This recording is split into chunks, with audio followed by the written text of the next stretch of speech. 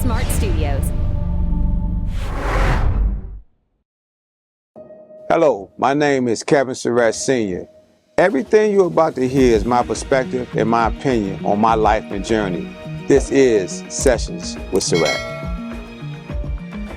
Only on urbansmartnetwork.com. So, Tony spoke about a rift between you and the family on the show. Can you tell me about that? Sure. What is that? I mean, from what I'm gathering, the rift between myself and the family is, I think it's more on their end, it's not my end, because I believe, matter of fact, I know I honored my wife's rights and did things in this property. So they are, I guess, upset because I probably didn't navigate it the way that they wanted it to be navigated, from what I'm gathering. And one thing I wasn't going to do, and my son was, all in with me, was celebrate her on a minimum level, because I had the opportunity to see her grow into the person that she was. Right. And with that growth, I was not going to celebrate her in a minimum level. So the first thing I did was made sure her body got to the funeral home that she wanted to go to, which again, I was not ready for that when the funeral home director came to me. Right. I went forth and did it because I didn't want her stressing. Right. All right. The other thing is, as I sat there for those 2 hours by myself, I understood what I had to do. And I when I got that call from the attorney, and 10 minutes after she passed, I basically knew that I had a fight before me. All right. And so I processed in the mix of that. And I thank God that my background, my specialty is crisis intervention, because I'm managing this crisis, by myself at that time. No one was there with me. And so I'm working through that. It's snowing outside. Thank God I had people in support of my direction and things of that nature. So in the planning of it, I believe they was upset in the planning of it because they wanted things to go their way. So the next day we had a Zoom call. Everybody was on the Zoom call, the attorney, the family, and me. And, questions were raised, but Surratt, are you ready for this? But what are you going to do? And, how are you going to navigate through this? Do you have the money, for the service? And so I'm really sitting back, and I'm kind of like in a numb state. Right. And in that state, I'm really sitting there saying, I'm really getting interrogated like this.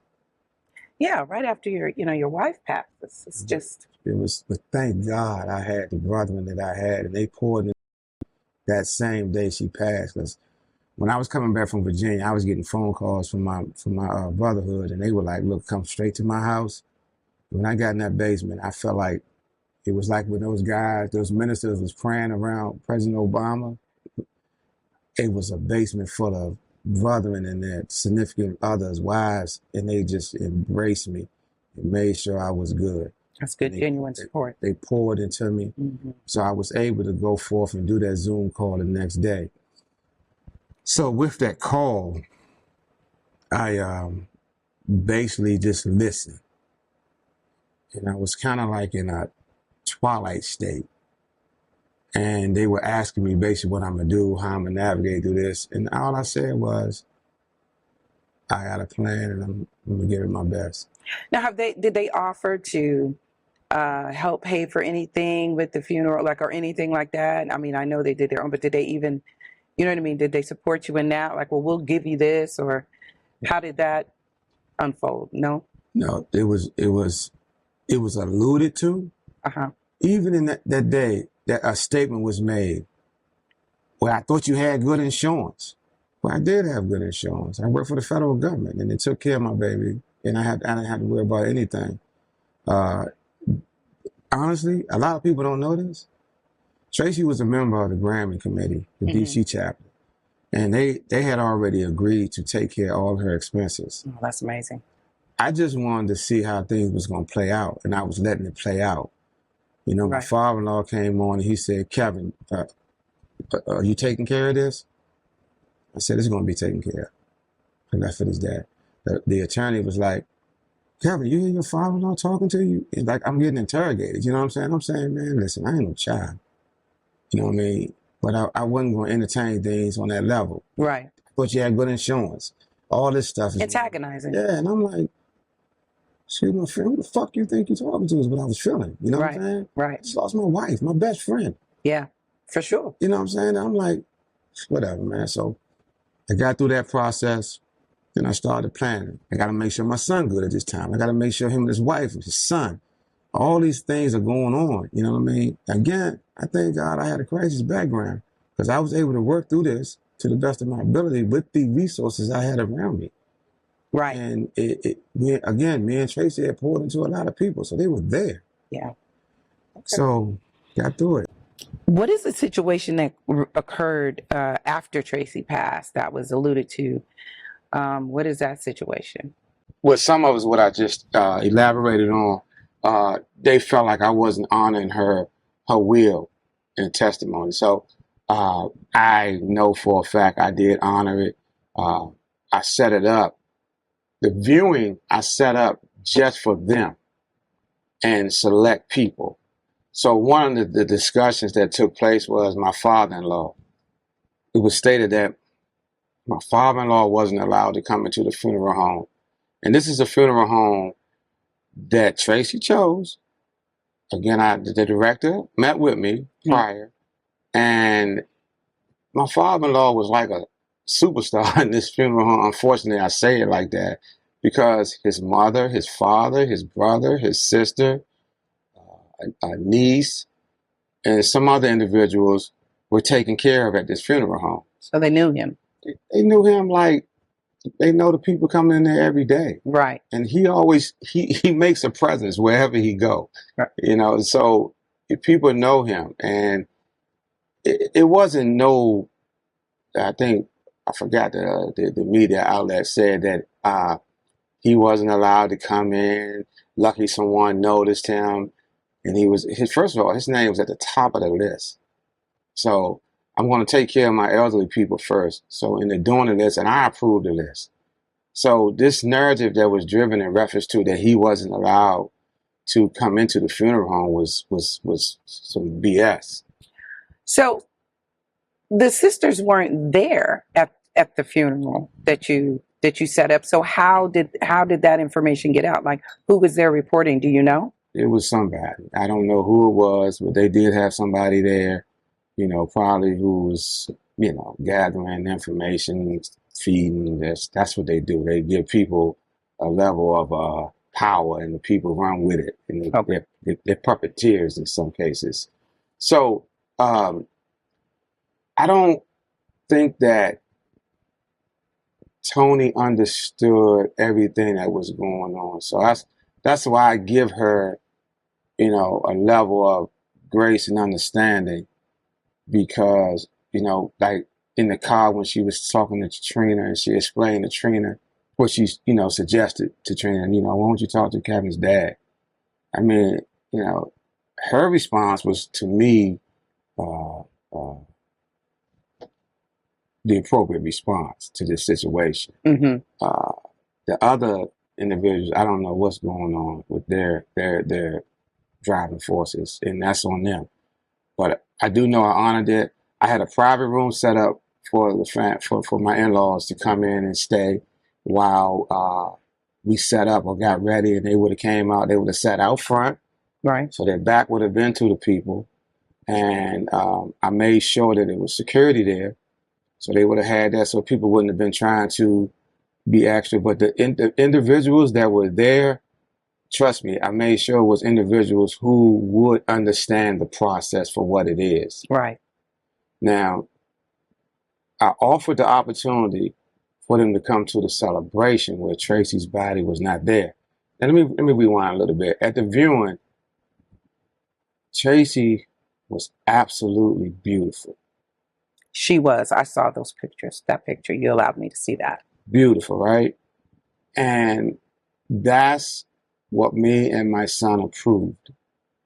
And they saw that on a video when we first went to view her.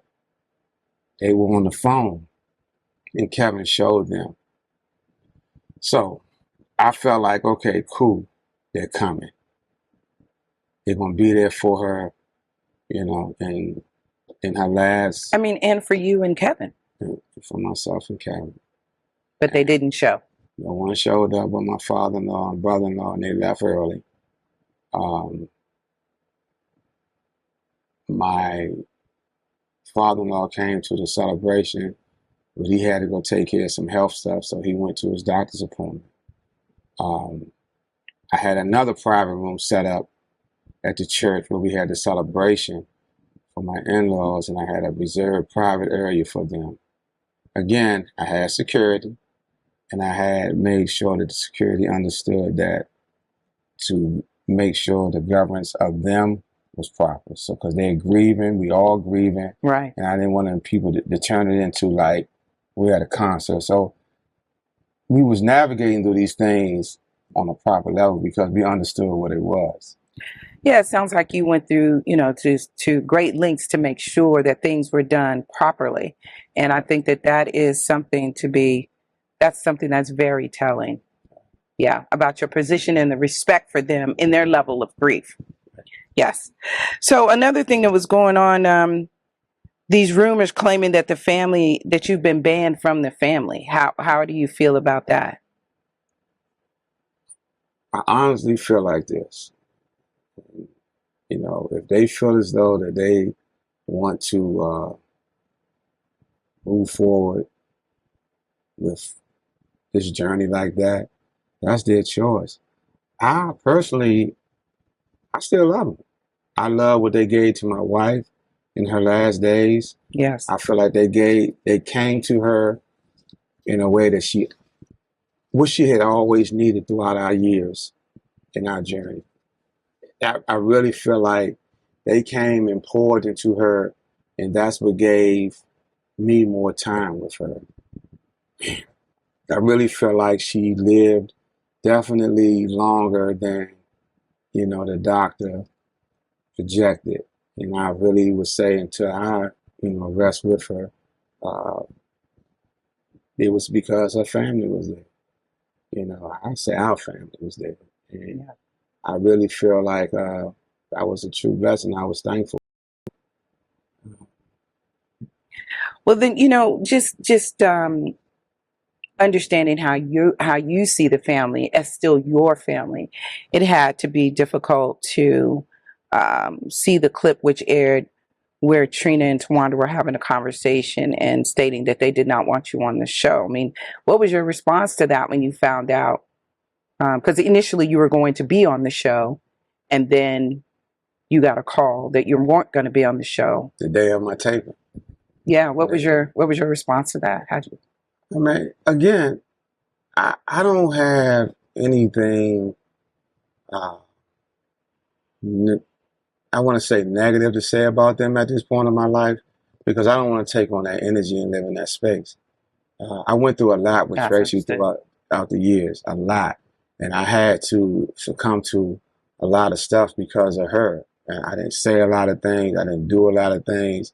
And it really kept me in a space that I don't want to ever entertain anymore. So if they feel as though that I'm not worthy to be in their space, I mean, that's their choice. I really feel like that God is taking me on another journey right now. Now, let me say this to it. I'm open. I promise you, I will always be open to them. Again, I still have love for them. Like I wouldn't even put a level of pressure on my mother-in-law right now, you know, to make her feel any kind of way. So like, say, for example, I'm not going to talk about her and my father-in-law. I'm not. They're older. I respect them on that level. They're the same age as, you know, my man that passed today, Frankie Beverly. They're the same age. You know what I mean? So I'm not going to disrespect them like that. Right. Now, I knew Trina, Tawanda, Tamar when they were teenagers. You know what I mean? Me and Traci would go up to their school and advocate for them in other situations. So, you know, Tony, you know, she would come in town, she would come and go. So my conversation would probably only be, if it's allowed, with Tony. I would start there. This is Sessions with SirRatt. Only on urbansmartnetwork.com.